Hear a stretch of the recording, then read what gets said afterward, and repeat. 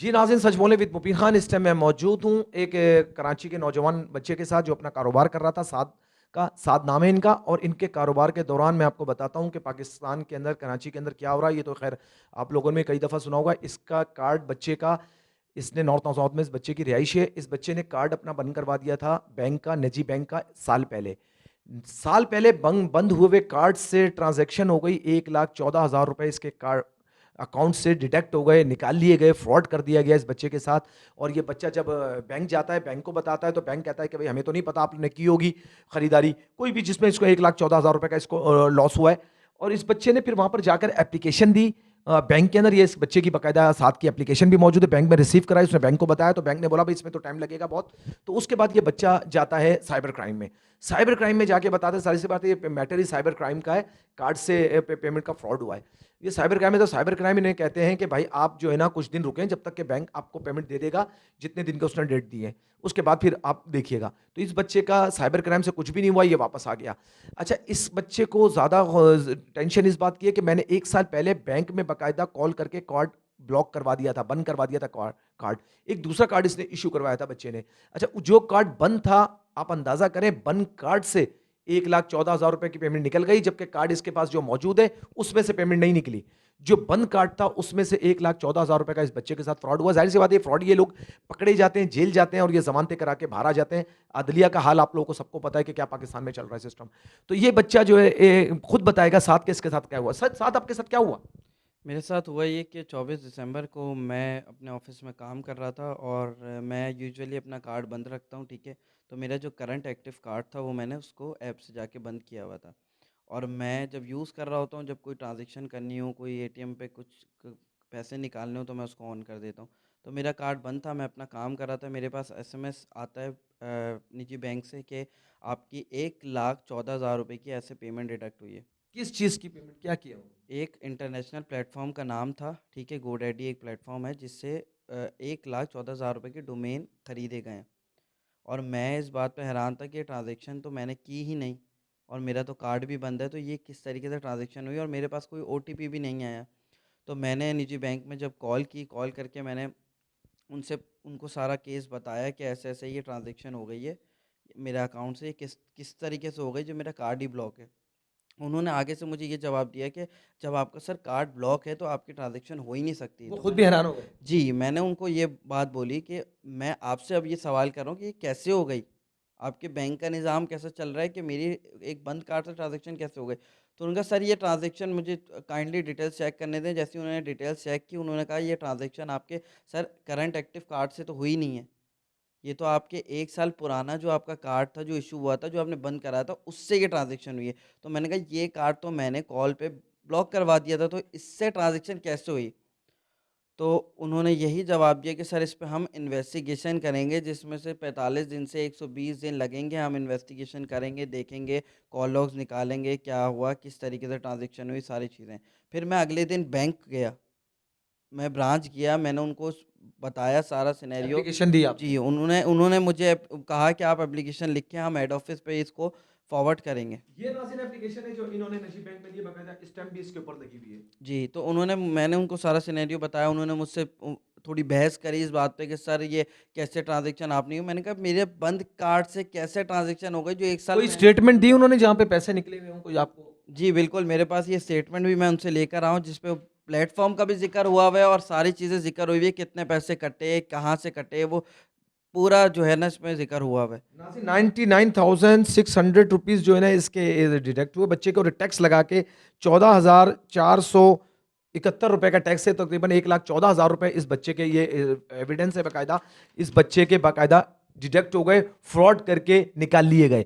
अच्छा, आप और उसके अलावा कहीं साइबर क्राइम गए तो क्या मिला आपको जवाब? उसके बाद मैं साइबर क्राइम गया, साइबर क्राइम पे मैंने ये केस उनके सामने रखा, एप्लीकेशन, प्रूफ़, सब चीज़ें लेकर गया कि ऐसे निजी बैंक के अकाउंट था मेरा और ऐसे ट्रांज़ैक्शन हो गई, जो कि कार्ड मेरा ब्लॉक था, ये डिटेल्स कैसे लीक आउट हुई है और वो कार्ड से कैसे पेमेंट हो गई, जो कि बंद था। तो उसपे उन्होंने कहा कि ये आपको बैंक ने जो टाइम दिया है, टाइम ड्यूरेशन, उसका वेट करें आप, उसके बाद फिर अगर उस पे कार्रवाई नहीं होती तो हमें बताएगा। लेकिन अब मैं 120 दिन कैसे वेट करूँ जब तक मुझे कोई पॉज़िटिव रिस्पॉन्स सामने से नहीं मिल रहा।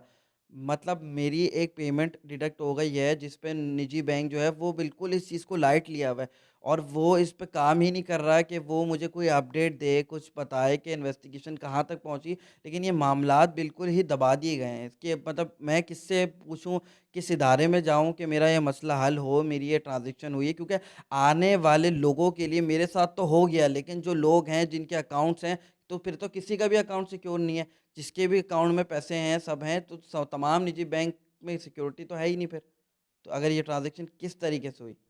नाज़रीन, ये गवर्नमेंट को देखना चाहिए, ये ऐसे नौजवान बच्चे जो अपना कारोबार कर रहे हैं, एक हक हलाल रोज़ी कमा रहे हैं, तो उनके साथ ये गैंग जो कराची में काम कर रहा है, जो पूरे पाकिस्तान में काम कर रहा है, जो कार्ड से पैसे निकाल लेते हैं, अकाउंट से हैकर ने निकाल लिया, उसके बाद जब कोई पकड़ा जाता है, तो उसके बाद वो ज़मानत करा के बाहर आ जाता है। नाज़रीन, ये ऐसा ही वाक़या एक मेरे साथ भी हुआ था, मेरे को अभी तक याद है कि 48,000 मेरे अकाउंट से निकाल लिए गए थे।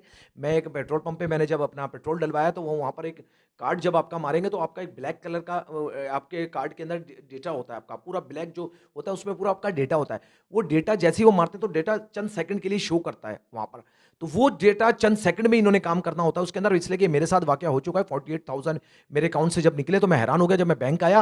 अच्छा, मैंने जब पेट्रोल डलवाया, 50,000 मैंने एक हफ्ता पहले वहाँ जमा करवाए थे बैंक के अंदर। 2,000 रुपए का मैंने पेट्रोल डलवा लिया तो मेरे 48,000 रह गए। दोबारा जब मैंने एक हफ्ते के बाद पेट्रोल डलवाने गया तो पता चला कि उसमें तो पैसा ही नहीं है। मैं बैंक आया, यही जो साथ के साथ वाकया हुआ है, ऐसा ही बिल्कुल मेरे साथ हुआ कि मैं हैरान हो गया। जब मैं बैंक आया तो पता चला मेरे तो 48,000, मैंने बोला भाई 48,000 किस लिए चले गए?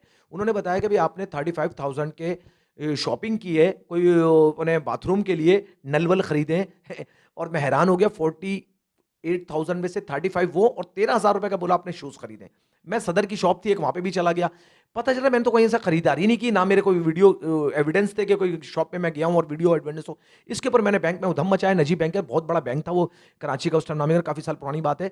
और 48,000 मुझे उन्होंने जैसे इस बच्चे को बोला है, मुझे फिर 2 से 3 महीने के बाद मुझे वो पैसे मेरे, उन्होंने बड़ी, मैंने सोर्स लगा के भाग भूग के उनके उनका एप्लीकेशन देके, तो जब जाके मैंने वो अपने पैसे डिडक्ट किए थे, तो उसमें मुझे एफआईए ने एक दफा बताया था कि हमने कुछ लोग पकड़े हैं जो ये कार्ड का डेटा चोरी करके पैसा निकालते थे।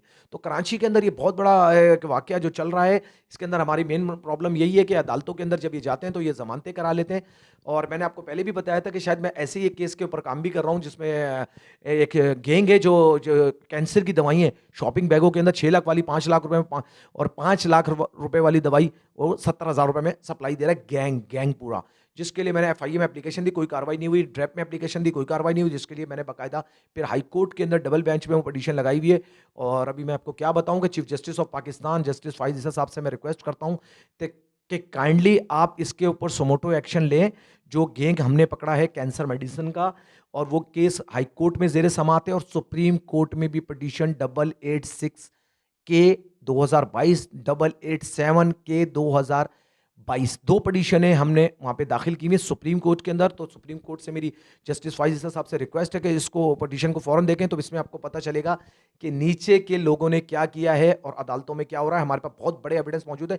इस बच्चे के साथ जो फ्रॉड हुआ, मुझे बड़ा दुख है कि ये कारोबार करने वाला बच्चा है और इसके साथ 1,14,000 रुपए का फ्रॉड हुआ। आप क्या उम्मीद रखते हैं और कराची के अवाम को क्या मैसेज देना चाहते हैं जिनके अकाउंट होल्डर हैं जो बैंकों के अंदर? मुझे सबसे पहले तो निजी बैंकों को ये पैगाम देना है कि आप लोग अपनी सिक्योरिटी को अच्छा बनाएं, बगैर ओटीपी के ट्रांजैक्शन होनी और एक आपकी लिमिट हो कि आप इतने विड्रॉ करा सकते हैं। लेकिन ये मतलब बगैर ओटीपी के आपके उस कोई, कार्ड पे कितने विड्रॉ हो सकते थे? उसमें कोई लिमिट ही नहीं थी ना। अनलिमिट कार्ड वो था तो वो। पूरे कार्ड भी खाली कर सकता था, जिस बंदे ने ट्रांजैक्शन की होगी वो पूरा कार्ड भी खाली कर सकता था और उस पे भी मुझे कोई मुतमईन जवाब नहीं मिलता। मैं तो उस वक्त रोड पे आ जाता। नाज़रीन, ये साथ थे जिनके साथ ये वाक़या हुआ।